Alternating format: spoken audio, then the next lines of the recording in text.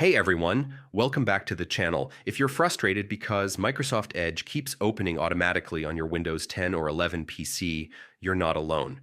In this video, I'll show you a complete step-by-step guide to stop Edge from launching on its own so you can take back control of your computer. Let's get started. Adjusting Microsoft Edge settings.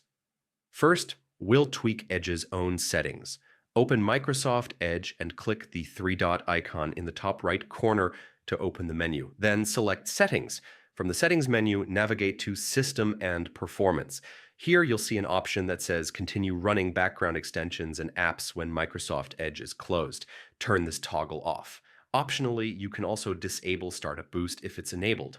While this feature helps Edge launch faster, it can sometimes cause the browser to open automatically.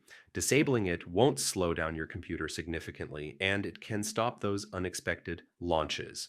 Adjusting Windows startup settings. Next, we'll make sure Windows isn't set to start Edge automatically. Press Windows key plus I to open Windows settings, then go to Apps. In the Apps section, select Startup from the left-hand menu. Scroll down until you find Microsoft Edge. If the toggle next to it is turned on, switch it off.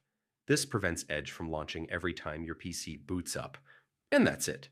By following these two steps, you'll stop Microsoft Edge from opening automatically on both Windows 10 and 11. If this video helped you, make sure to hit the like button and subscribe for more quick Windows tips and tricks. Drop a comment below if you have any questions or other tech problems you want me to solve. Thanks for watching, and I'll see you in the next video.